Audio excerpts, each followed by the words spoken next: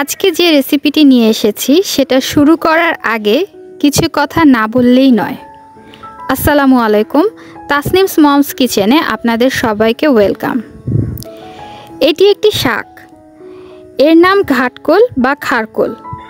অনেক জায়গায় একে ঘেটকুল বা ঘেটকচু নামেও চেনে। ঠিকঠাক মতো রান্না করতে পারলে এটা খেতে দারুণ লাগে। এর পাতা, ডাঁটা সবই খাওয়া যায়।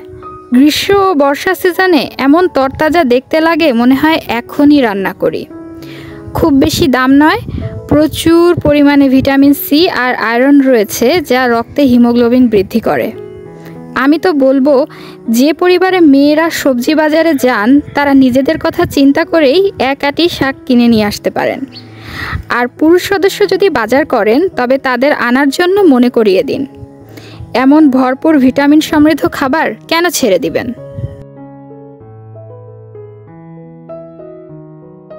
আজ শুধু এর ডাঁটা ভাজি করব।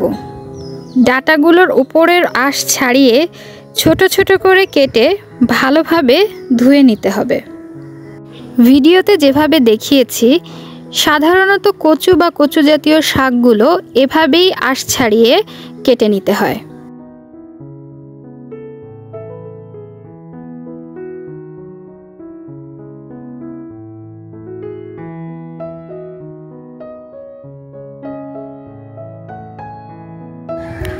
ডাঁটাগুলোকে ভালো করে ধুয়ে নিয়েছি।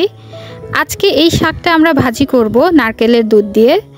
নারকেলের দুধে নারকেল তেল আছে, যেটা টেস্ট এবং তেল দুটোরই কাজ করবে।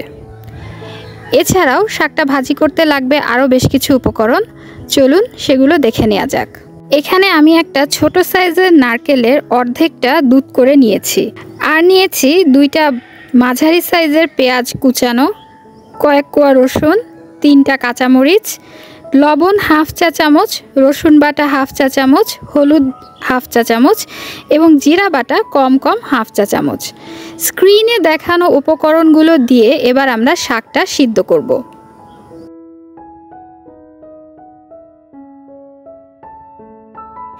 এক এক করে সমস্ত উপকরণ কড়াইতে দিয়ে ভালোভাবে নেড়ে চেড়ে শাকটা সিদ্ধ বসাতে হবে।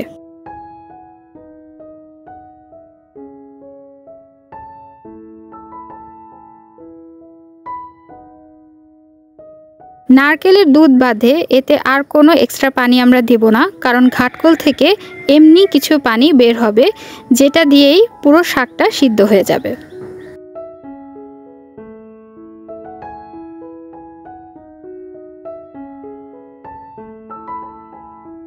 ভালো করে নেড়ে চেড়ে ঢেকে দিতে হবে, মাঝে মাঝে উল্টে পাল্টে দিতে হবে।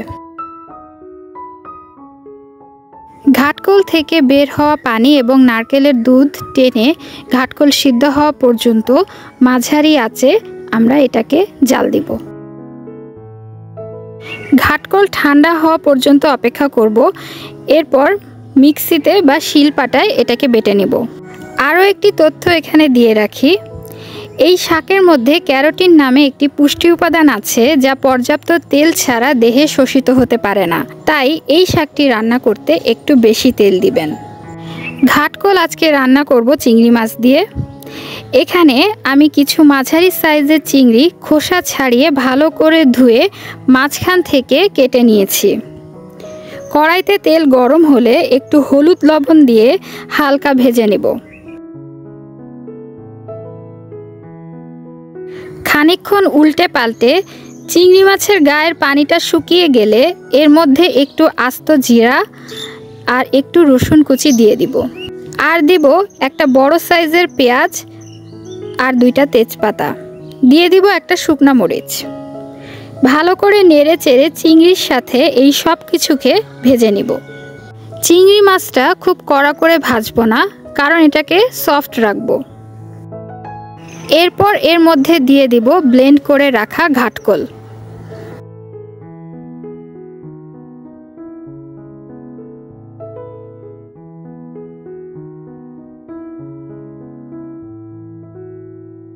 কিছুক্ষণ ভাজা হলে দিয়ে দিব 1/2 চা চামচ চিনি।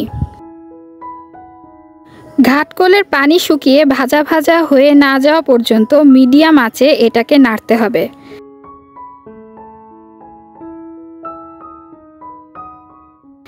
ব্যাস, ঘাটকোল ভাজি কমপ্লিট। গরম ভাতের সাথে এটা খেতে দারুণ লাগে, আর সঙ্গে যদি থাকে এক টুকরো গন্ধরাজ লেবু তাহলে তো কথাই নেই। আজকের রেসিপি কেমন লাগলো কমেন্ট করে জানাতে ভুলবেন না, আর যদি ভালো লাগে তাহলে তো একটা লাইক পেতেই পারি। আল্লাহ হাফেজ সবাইকে।